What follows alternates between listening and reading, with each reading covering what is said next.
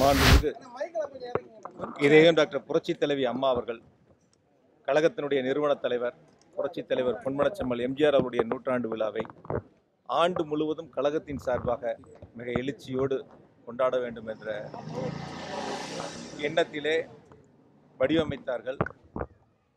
அம்மாவுடைய எண்ணங்களை நிறைவேற்றக்கூடிய வகையில் கழகத்தினுடைய பொதுச் செயலாளர் மதிப்பிற்குரிய தியாக தலைவி சின்னம்மா அவருடைய ஒப்புதலோடு வழிகாட்டுதலின்படி கழகத்தினுடைய துணை பொதுச் செயலாளர் மதிப்பிற்குரிய டிடிவி அண்ணன் அவர்கள் ஆட்சியின் சார்பில் நடைபெற்றுக் கொண்டிருக்கின்ற எம்ஜிஆர் நூற்றாண்டு விழா கூட்டம் ஒருபுறம் நடந்தாலும் கூட கட்சியின் சார்பில் மிக எழுச்சியாக அடிமட்ட தொண்டர்கள் வரை ஏறத்தாழ இந்த குறுகிய சில மாதங்களாக கட்சியினுடைய செயல்பாடுகள் கட்சியினுடைய அந்த கூட்டங்கள் போன்றவை குறைந்திருக்கின்ற காலங்களில் அவருடைய தொண்டர்களுடைய நிர்வாகிகளுடைய எண்ணங்களை அவருடைய கோரிக்கைகளை நிறைவேற்றக்கூடிய வகையில் கழகத்தின் சார்பில் புரட்சித் தலைவர் பொன்மனச்செம்மல் எம்ஜிஆர் அவருடைய நூற்றாண்டு விழா நடைபெறுவதற்குண்டான அறிவிப்புகளை நேற்று வெளியிட்டிருக்கின்றார்கள்.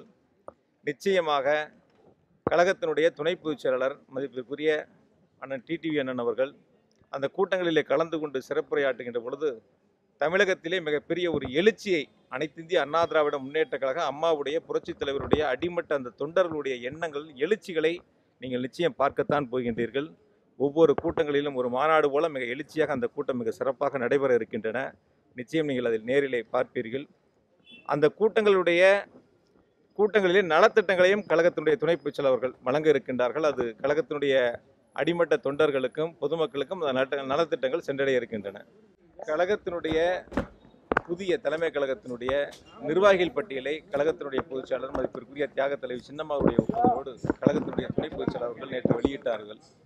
இந்த நிர்வாகிகள் பட்டியலை பொறுத்தவரை நாங்கள் சட்டமன்ற உறுப்பினர்கள் முன்னாள் அமைச்சர்கள் எல்லாம் கலந்து பேசி ஏற்கனவே கருத்துக்களை தெரிவித்திருக்கிற 2 சட்டமன்ற உறுப்பினரிடத்திலும் நானும் மதிப்பிற்குரிய முன்னாள் அமைச்சர் கழகத்தினுடைய அமைப்பு செயலாளர் சட்டமன்ற உறுப்பினர் அண்ணன் பழனிப்பண்ணன் அவர்களும் அந்த 2 சட்டமன்ற உறுப்பினத்திலே நாங்கள் பேசினோம்.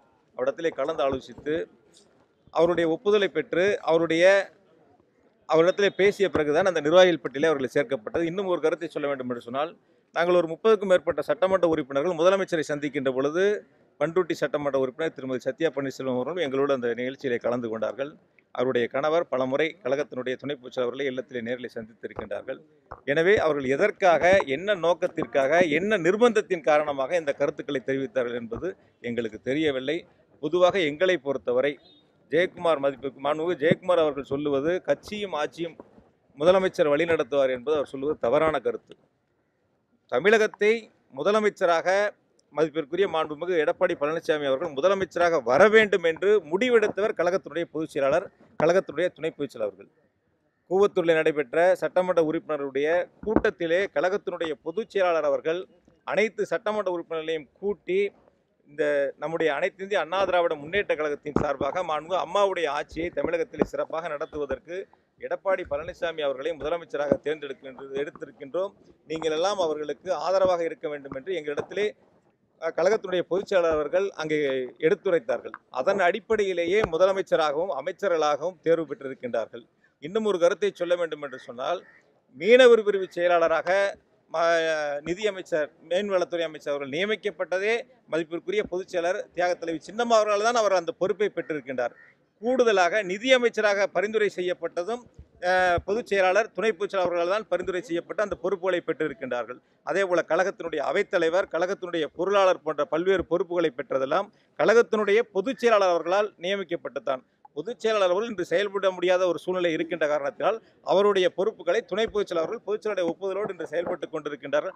நிச்சயம் அனைத்திந்திய அண்ணா திராவிட முன்னேற்ற கழகம் புரட்சித் தலைவர் பொன்மனச்செம்மல் எம்ஜிஆர் அவருடைய வழியில், அம்மாவுடைய வழியில் மிக சிறப்பாக கழகத்தினுடைய பொதுச் செயலாளர் தியாக தலைவி சின்னம்மா அவருடைய வழிகாட்டுதலின்படி துணை பொதுச் செயலாளருடைய தலைமையில் மிக சிறப்பாக எழுச்சியோடு வீறு நடை போட்டு செயல்பட்டு கொண்டிருக்கிறது. இன்னும் சிறப்பாக செயல்படும்.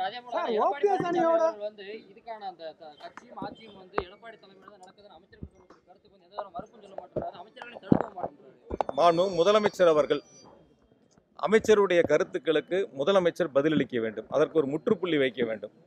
அதில் முதலமைச்சர் அவர்கள் அமைதி காத்து வருகின்றார்கள். முதலமைச்சருடைய ஒப்புதலை பெற்று சில அமைச்சர்கள் இந்த கருத்துக்களை தெரிவிக்கின்றார்களா, அல்லது அவர்களாக தெரிவிக்கிறார்கள் என்பதை நீங்கள் முதலமைச்சரிடத்திலே கேட்டு பெற வேண்டும். கட்சியையும் ஆட்சியையும் வழிநடத்தக்கூடிய ஒரு நிலைமை அவர் முதலமைச்சர் அவர்கள் தலைமை நிலைய செயலாக இருக்கின்றார். கட்சியை வழிநடத்த வேண்டும் என்று சொன்னால் கழகத்தினுடைய பொதுச் செயலாளர் அவர்களும் கழகத்தினுடைய துணை பொதுச் செயலாளரும் தான் கட்சியை வழிநடத்த முடியும். ஆக கழகத்தினுடைய பொதுச் செயலாளருடைய வழிகாட்டுதன்படி துணை பொதுச் செயலாளர்கள் கழகத்தை என்று வழிநடத்தி கொண்டிருக்கின்றார்கள். கழகத்தினுடைய துணை பொதுச் செயலாளர் அவருடைய அண்ணன் டிடிஆர் தலைமையிலே நாங்கள் சிறப்பாக செயல்பட்டு கொண்டிருக்கின்றோம். மிக எழுச்சியோடு கழகம் செயல்பட்டு கொண்டிருக்கிறது.